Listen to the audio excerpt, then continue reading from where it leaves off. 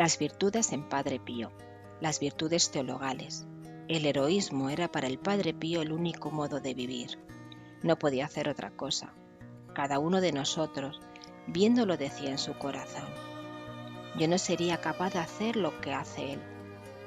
Era inevitable la pregunta: ¿cómo hace este hombre para vivir así?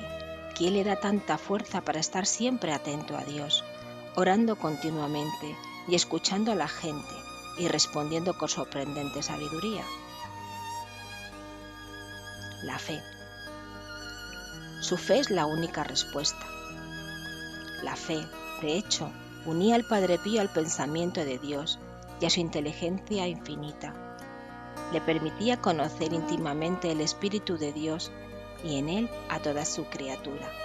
Penetraba en la vida de Dios hasta tal punto de rasgar todo el velo del misterio, de forma especial sobre el Hijo de Dios, en cuanto es posible a la inteligencia humana.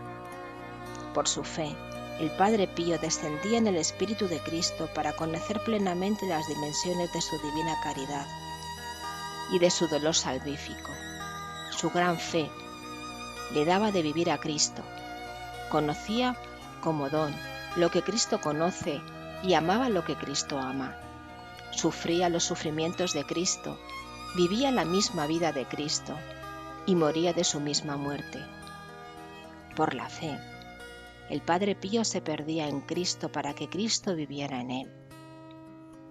Por su fe, Dios moraba en él y él en Dios.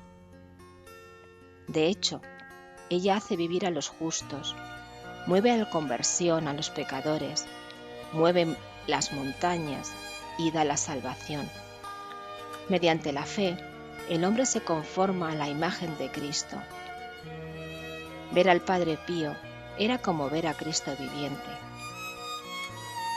El Espíritu y la vida de Dios eran tan grandes en él que no era difícil para nosotros discernir, por así decirlo, también en su cuerpo, los rasgos de Cristo, en el mirar y en el intervenir, en el hablar y en el sonreír, en el orar y en el llorar. En el altar era necesario vencerse a sí mismo para no creer ver a Jesús en persona. Era tan parecido. La fe en el Padre Pío era principio, fundamento y raíz de su intimidad divina. Los pensamientos, las palabras y las obras del Padre Pío no eran otra cosa que los pensamientos, las palabras y las obras de Jesús. El Padre Pío y Jesús eran como una única cosa. Una mañana, terminada la confesión, le pedí a Padre Pío un pequeño pensamiento de Jesús para mí. Él, con naturalidad, me lo dijo tan rápido que me quedé perplejo de pensar si el pensamiento que me estaba diciendo era de él o de Jesús. Le dije: Padre, de acuerdo, lo que me está diciendo es pensamiento suyo, ahora dígame el de Jesús. Y él dijo: Hijo mío, el pensamiento que te he dicho es precisamente el de Jesús. Recuerdo que me llamó la atención el modo tan natural de hablar de Jesús por medio de Padre Pío. Una tarde le pregunté en confesión: Padre, ¿viene de Jesús o del diablo que yo conozca lo que está en el corazón de quien viene a verme? Respondió: es de Jesús, y es más, cuanto más grande sea tu fe y la práctica de la palabra de Dios, más claramente verás el corazón del hombre. Padre Pío tenía una fe tan grande que podía conocer verdaderamente el corazón de Cristo y el corazón de cada hombre que a él se acercaba. Él mismo me confirmó que veía en quien se presentaba a él el pasado, el presente y el futuro. Precisamente, conociendo mediante la fe el misterio de Cristo y de cada hombre. Padre Pío ha podido encontrar incentivos para amar y servir a Cristo crucificado en los hermanos crucificados, volviéndose víctima perfecta, imagen del crucificado y padre de tantos hijos. Nosotros lo veíamos siempre sereno, visiblemente doblado bajo una cruz invisible, pero gozoso en los sufrimientos.